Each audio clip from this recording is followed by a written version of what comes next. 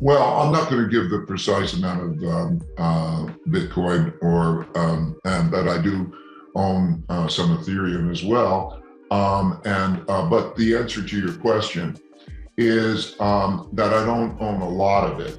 I view it as an alternative money in a environment where the value of cash money is depreciating in real terms.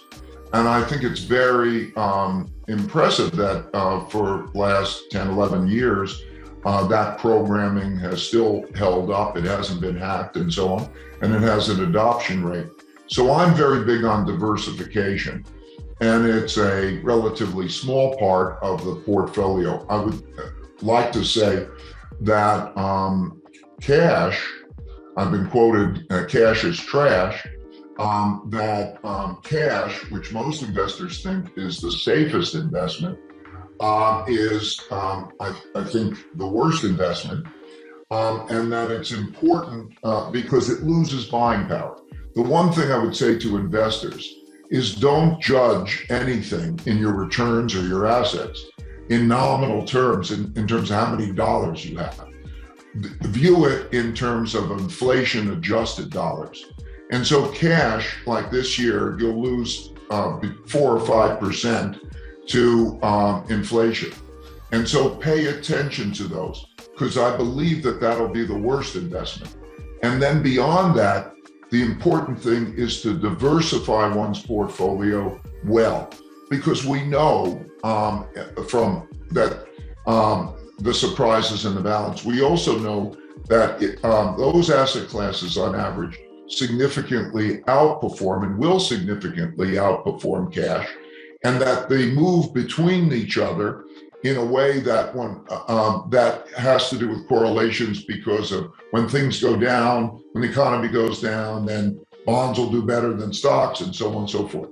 So diversification of assets. I view crypto as a small piece of that, and the message is cash is going to be a problematic asset, and hold that other diversified portfolio of assets. Keep looking at it in real terms, not nominal terms, and that diversification should be also international diversification from countries, not just asset classes, in order to have a truly well-diversified portfolio. Safety is different. Most people think that cash is safe. Cash is the least safe investment. It just doesn't have the same volatility to it, but it has, because they're producing so much cash, it has a negative real return. In 1945, we began a new world order. 1944, we created a new monetary system, the Bretton Woods monetary system. And then we created that new world order, and that created a bull markets in stocks and an American world order for the most part. There's a cycle that we're used to, in which whenever you have an economic downturn, the central bank hits the gas and can create debt expansion, and that produces an increase in demand. And that happens in 3 phases of the cycle. Normally, it's interest rates.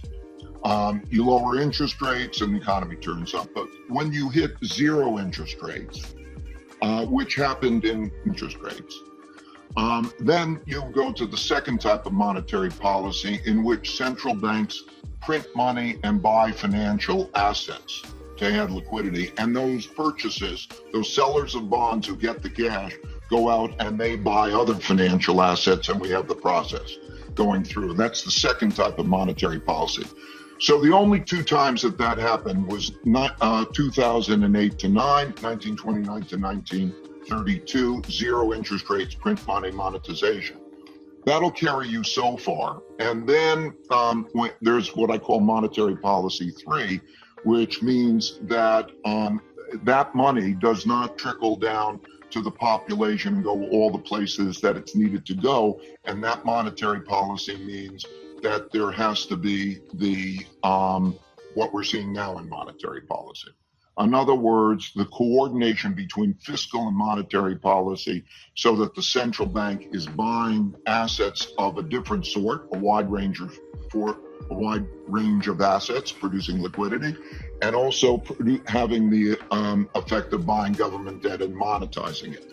And that's the late cycle of an expansion. That's what's driving the markets now. That's what's driving the economy now.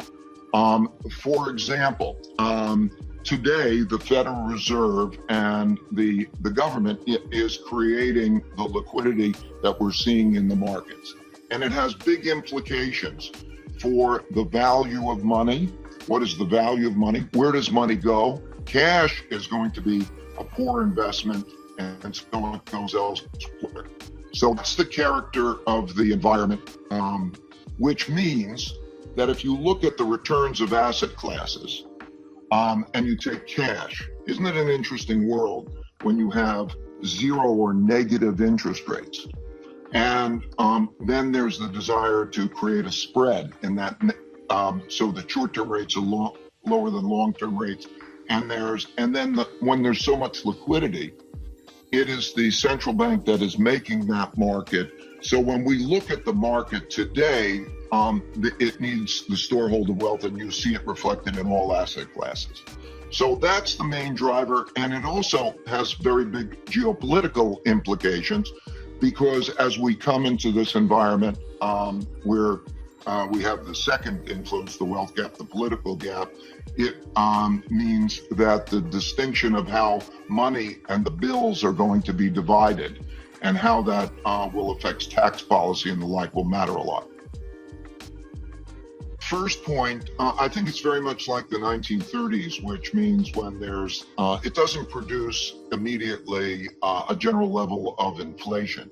It negates deflationary pressures, and what it does is it produces currency depreciations over a period of time. In the 1930s, all currencies in the early 30s depreciated in relationship at that time in relationship to gold. And so what we see is the same kind of thing happening without a general level of inflation, but not just gold.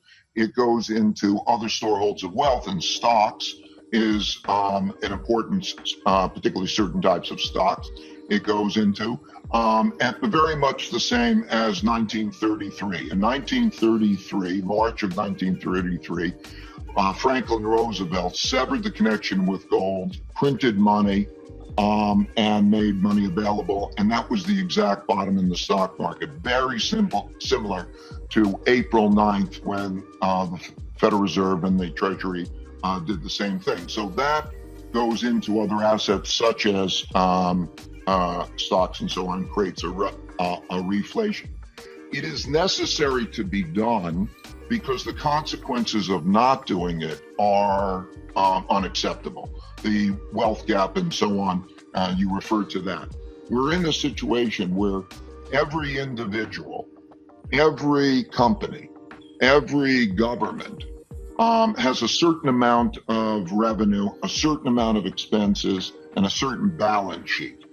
And when the revenue goes down and to be low or inadequate relative to the expenses, and there's not an adequate balance sheet, then defaults and restructurings take place.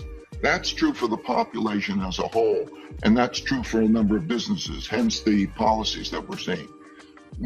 What has been true in history is that when you have an economic downturn, that's a serious economic downturn, and less effective monetary policies at that same time, and you have a large wealth and values gap and political gaps, you tend to have fighting, internal conflict.